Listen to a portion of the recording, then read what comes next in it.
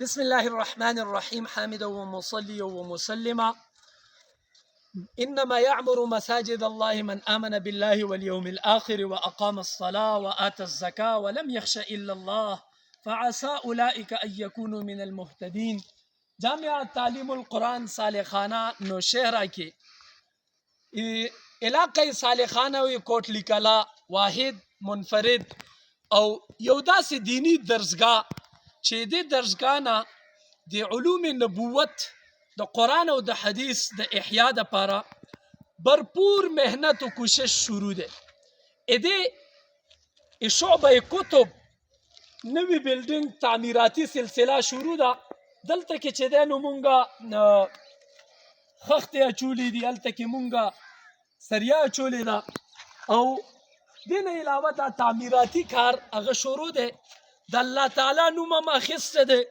او صرف د الله د رضا دپاره یو بهترین اقدام هغه شروع شوی دی. دا چې دی نو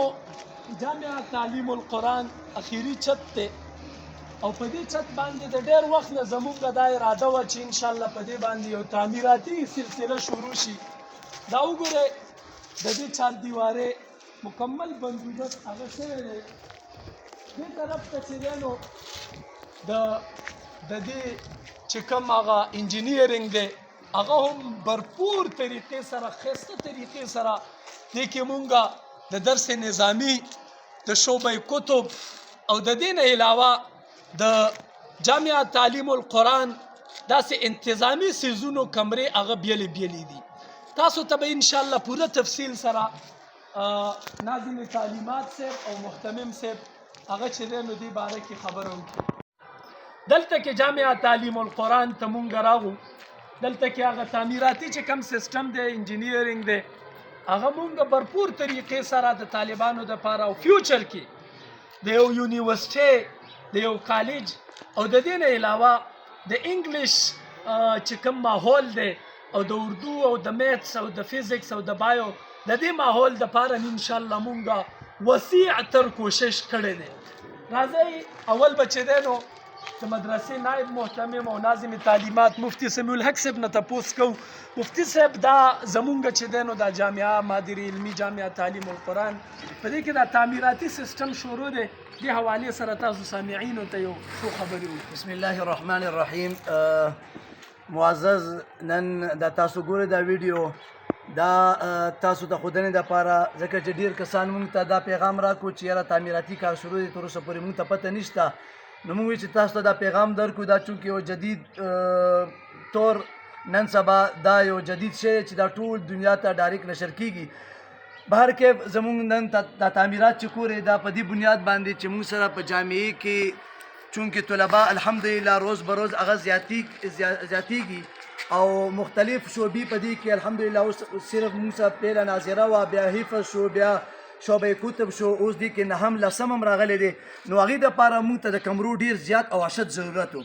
الحمدلله د ډېر وخت نه دا یو سوچ و. اوس الله رب العزت دې ته یو جامه ورکړه او کار مو په شروع کا. ابتدا نه مونږ ډېر سخت پریشانه وو چې یاره دا کار به څنګه شروع کوو او دې دپاره چونکې د مالي مشکلات هم خو الحمدلله داسې خلک پیدا شوه چې هغوی ورو هغوی چې تاسو کار شروع کړئ انشاءالله مونږ به ورو تاسو سره مرسته کوو او الحمدلله نن دې حالات ته راورسېد. تاسو ګورئ او ان قریب به انشاءالله تاسو وینئ دا د لینټر دپاره به انشاءالله بندوبست کوو. نو زه تاسو ته یو درخواست او اپیل کومه چې دې کې خپل کوشش هم وکړئ او دا د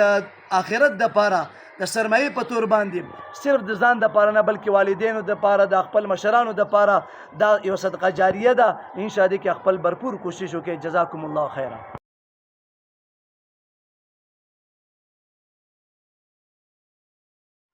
زمونږ د ناظم تعلیمات صاحب د خوږو خبرو نه بعد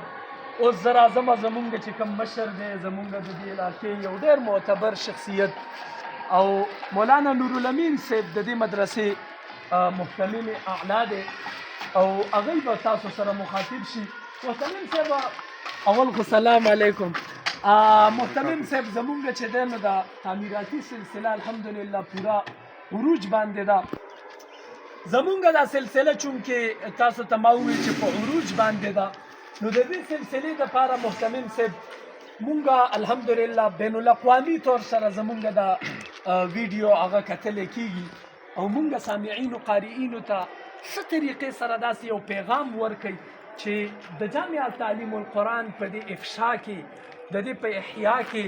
د نشر و اشاعت د علوم نبوت او د قرآن او حدیث کې هغه چې دی نو دا خلق پاتې نشي د دې خلقو دپاره پیغام ورکړي کنې الله تعالی خو کار الي خو خلقو ته چې دی نو یو جامع پیغام ورکړي. بسم الله الرحمن الرحیم.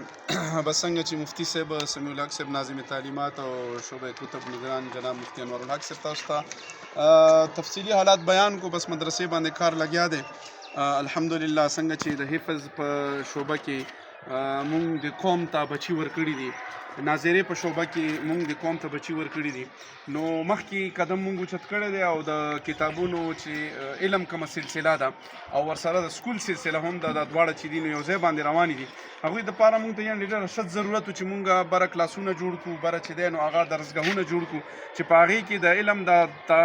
درس او تدریس چې دی نو هغه جاري وي نو هغې دپاره دا کار لګیا دی انشاءالله او دا به انشاءالله سر ته رسي څنګه چې مخکې دوه چتونه سر ته رسېدلي دي داسې به د الله په فضل د الله په مدد سره او ستاسو ټولو په تعاون سره انشاءالله دا سلسله به هم سر ته رسي او په دې نن سبا دور کې چې که مونږ وګورو نو که یو انسان دوه کمرې جوړوي ځان ته هغې ته دې سوچ وکړي دا خو یو ډېره لویه سلسله ده کمرې دي دې کې به حال وي نو دې وجې نه د اخرت دپاره چې دی نو هغه یعنې د اوس نه مونږ خپل چې کوم یعنې صدقه جاریه په طور باندې په دې کې تعاون وکړو او څنګه چې مخکې خلک تلي دي د هغوی دپاره صدقه جاریه هغه لګیا ده نو داسې به دې کې هم تاسو تعاون وکړئ چې د مرګ نه مخکې انسان یعنې څه ځان دپاره وکړي نو اصل مال چې کوم دی نو هغه دی چې د آخرت دپاره انسان جوړ کړي نو دا سلسله ده دا به انشاءالله لنټر ته رسي او دې باندې خرچه چې کومه ده نو هغه به تقریبا 1.5 کروڑ نه بره چې دی نو هغه په دې باندې به خرچه راځي نو دې وجې نه په دې کې چې دی نو زه ټول قوم ته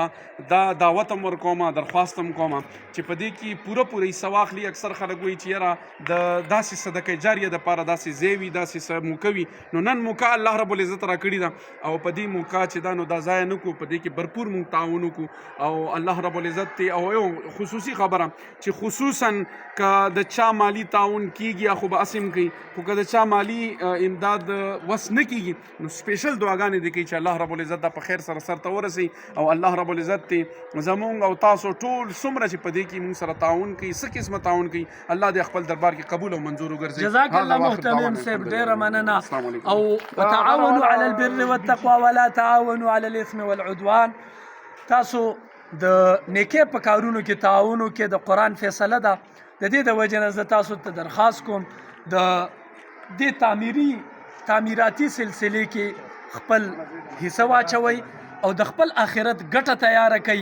خپل آخرت ته داسې کار وکړئ سپیشل خپل مړو